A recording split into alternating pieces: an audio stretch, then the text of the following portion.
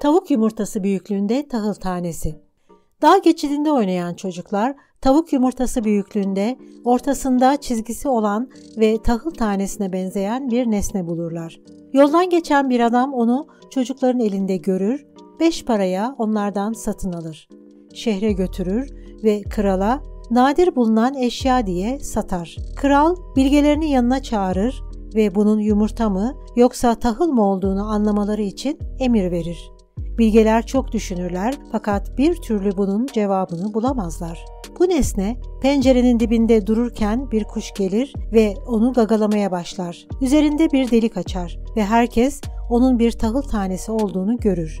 Bilgeler krala gelirler ve bu şeyin bir buğday tanesi olduğunu söylerler. Kral buna çok şaşırır. Bilgelere bu tahılın nereden geldiğini ve ne zaman olgunlaştığını öğrenmelerini emreder. Bilgeler çok düşünürler. Kitaplardan araştırırlar ama bir şey bulamazlar ve krala gelip sorduğun sorunun cevabını veremiyoruz. Bizim kitaplarda bunun hakkında bir şey yazmıyor ama köylülere sormakta fayda var.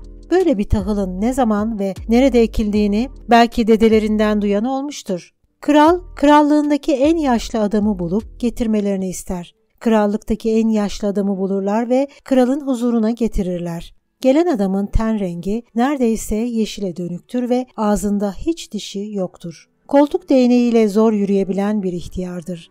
Kral ona tahılı gösterir. İhtiyarın gözleri de artık iyi görmediğinden biraz görür, biraz da eliyle yoklayarak ne olduğunu anlamaya çalışır. Kral ihtiyara sorular sormaya başlar. Dedeciğim, bu tahılın nerede yetiştiğini biliyor musun? Sen hiç böylesi bir tahılı kendi tarlanda ektin mi? Ya da zamanında bir yerlerden böyle bir tahıl satın aldın mı? İhtiyarın kulakları da zor duyduğundan güçlükle kralı duyup söylediklerini anlar ve cevap verir. Hayır, böylesi bir tahılı ekmeye hiç ekmemiştim. Biçmeye hiç biçmemiştim. Satın almaya da hiç almamıştım. Benim zamanımda tahıl şimdiki gibi küçük taneliydi. Ama benim babama bir sormak gerek. Belki o böyle tahılların nerede ekildiğini duymuştur. Kral ihtiyarın babasını çağırtır. İhtiyarın babasını da bulup getirirler. Elinde bir değnekle yaşlı bir adam gelir. Kral tahılı ona da gösterir. İhtiyarın gözleri hala iyi görüyordur. Tahılı eline alıp inceler.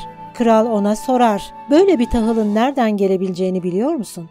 Tarlanda böylesi bir tahıl ektin mi hiç? Ya da zamanında hiç satın almış mıydın?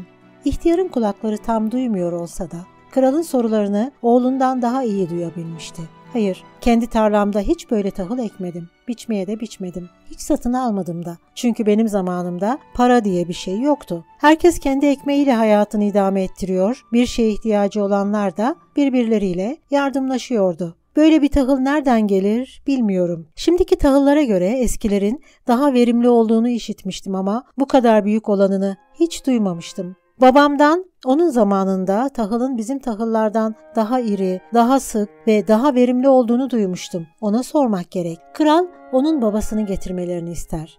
Onu da bulup kralın huzuruna getirirler. İhtiyar kralın karşısına rahatça yürüyerek ve değneksiz gelir.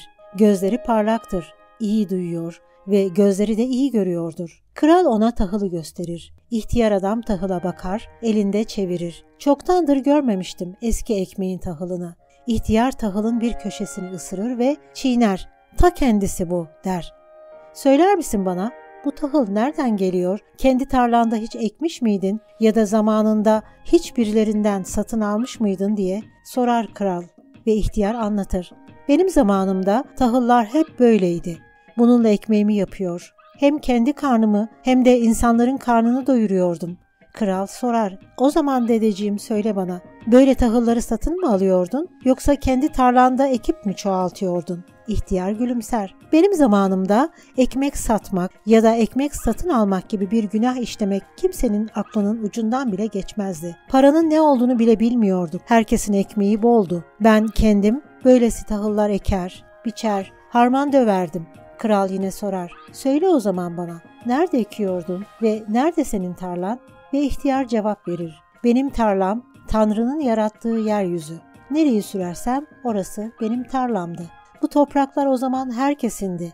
Toprağa kimse sahiplenmezdi. Sadece harcadığımız emeğe benim derdik. Benim sana 2 sorum daha olacak. der kral. Birincisi, eskiden tahıllar böylesi iri taneliyken şimdilerde boyutları neden küçük? İkincisi, neden senin torunun 2 değnekle geldi? Oğlun tek değnekle geldi. Sen ise gayet rahat yürüyorsun. Gözlerin parlıyor, dişlerin güçlü, konuşman da anlaşılır ve sevecen. Bu 2 soruma da cevap verir misin? İhtiyar, bunların nedeni belli. İnsanlar kendi emeğiyle yaşamayı bırakıp başkasının emeğine göz dikmiş. Eskiden hayat böyle değildi. İnsanlar Tanrı'nın emirlerini yerine getirerek yaşarlar, kendi emekleriyle kazanılmış şeylerin dışındaki hiçbir şeyi sahiplenmezler, başkalarının sahiplendikleri şeylerden menfaat beklemezlerdi.